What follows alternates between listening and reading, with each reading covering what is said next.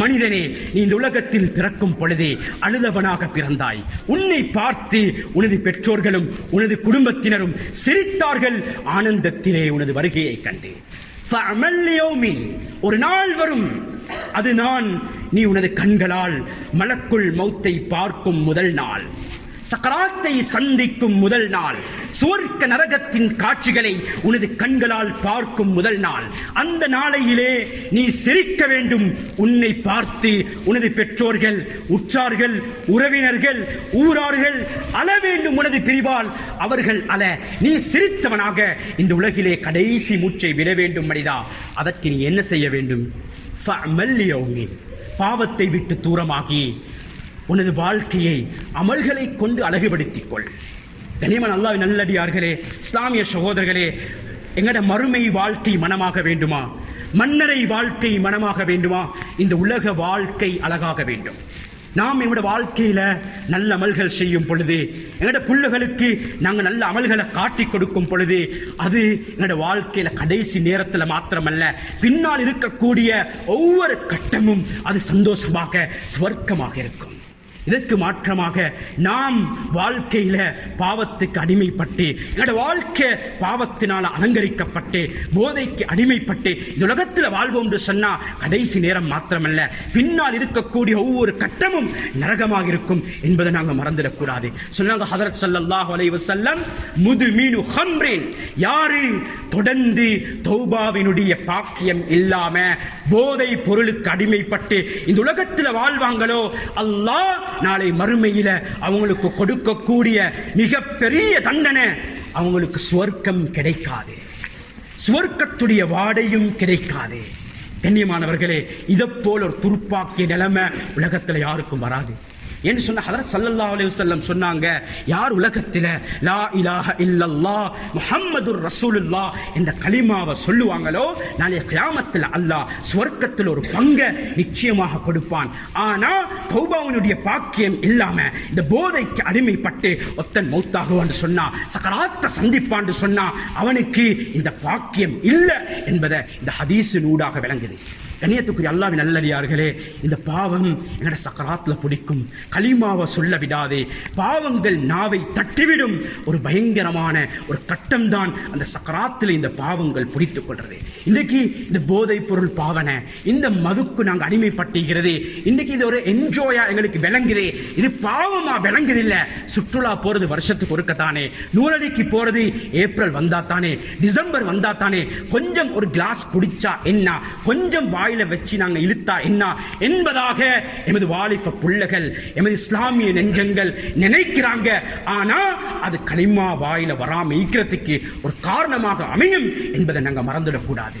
கண்ணியமானவர்களே, பாவத்தில ரியாக்ஷன் எந்த அளவுக்கு என்னோட வாழ்க்கையில என்னோட சக்கராத்துல உருவாக்குண்டு சொன்னா, ஹதரத் உமர் ரலியல்லாஹு காலத்துல மதீனால ஒரு நிலநடுக்கம் வருது. முழு மதீனா மக்களையும் ஹதரத் உமர் ரலியல்லாஹு அன்ஹு அவங்க மஸ்ஜித் நபவிக்கு அழைத்து சொன்னாங்க, மதீனால ஹதரத் ஸல்லல்லாஹு அலைஹி வஸல்லம் வஃபாத் ஆகி மிச்ச நாள் போகல, அதற்குள்ளே இந்த மதீனால ஒரு நிலநடுக்கம் சொன்னா, எங்கோ ஒரு இடத்துல பாவம் நடக்கிறதுன்னு சொன்னாங்க. ஹதரத் உமர் ரலியல்லாஹு அன்ஹு அவங்க, இதற்கு பின்னாலும் இந்த பூமியில நான் வாழ்றதுக்கு பயப்படுறேன், அல்லாஹ்வுடைய அதாபு இறங்கும் என்பதாக ஹதரத் உமர் ரலியல்லாஹு அன்ஹுவோட விஞ்ஞானம் பேசியது. இன்றைக்கு ஏன் இந்த நிலநடுக்கம் வருகிறது என்பதாக உலகம் பேசும், புவியியல் ஆராய்ச்சியாளர் பேசுவார்கள், இந்த உலகத்தில் இருக்கக்கூடிய விஞ்ஞானிகள் பேசுவார்கள். ஆனால் ஒரு முஸ்லிம், ஒரு முஃமின் எந்த கண்ணோட்டத்தில் இதை பார்க்க வேண்டும் என்பதை யோசிங்கள். ஹதரத் ஆயிஷா ரலியல்லாஹு அன்ஹா அந்த நேரத்தில் இருந்தாங்க.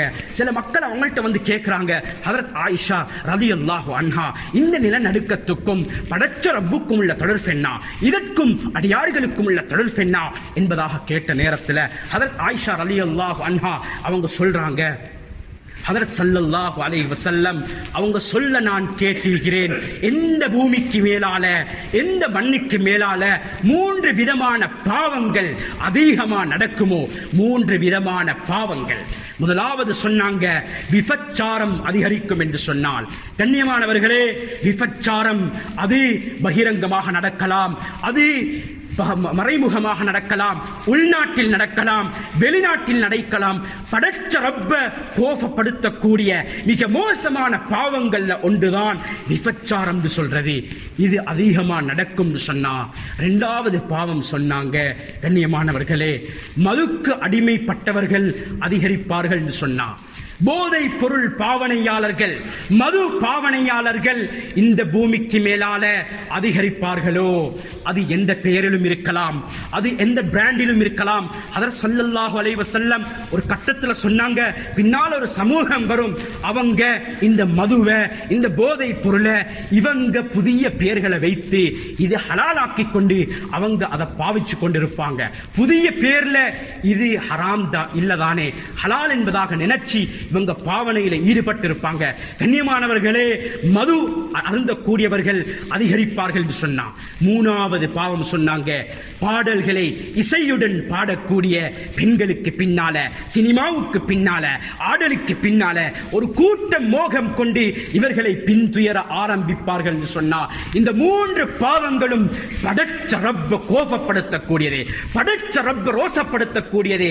அல்லாஹ் இந்த பாவங்களை பார்த்து பூமிக்கு கட்டளை இடுகிறான், பூமியே தத்தஸல் பிஹிம், இவர்களை நீ நொறுக்கிடு, இவர்களை சுருக்கிவிடு, இவர்களுக்கு நான் யார் என்பதை காட்டிவிடு பூமியே என்பதாக அல்லாஹ் கோபத்தோடிடும் கட்டளை தான் இன்றைக்கு நிலநடுக்கத்துக்கு காரணம் என்று சொன்னாங்க ஹதரத் ஆயிஷா ரலியல்லாஹு அன்ஹா.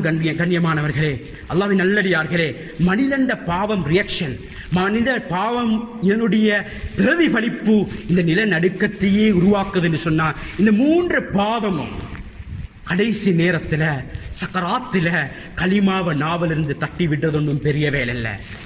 எங்கட குடும்பத்தில் இருக்கக்கூடிய நிம்மதி சந்தோஷத்தை இந்த மதுவும் மாதுவும் தட்டி விடுறது ஒன்றும் பெரிய வேலை இல்லை. எங்கட வாழ்க்கையில எங்கட தொழில் இருக்கக்கூடிய பரக்கத்தை இது எரிச்சு விடுறது ஒன்றும் பெரிய வேலை இல்லை. ஆக கண்ணியமானவர்களே, அல்லாஹ்வின் நல்லடியார்களே, நாங்க உலகத்துல கடந்து வந்த தடைகள் மிக மிக லேசானது.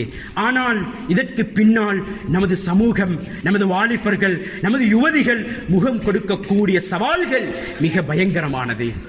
இன்றைய நாளை விட நாளைய நாள் அது கெடுதியாகத்தான் இருக்கும் ஒவ்வொருவருக்கும்.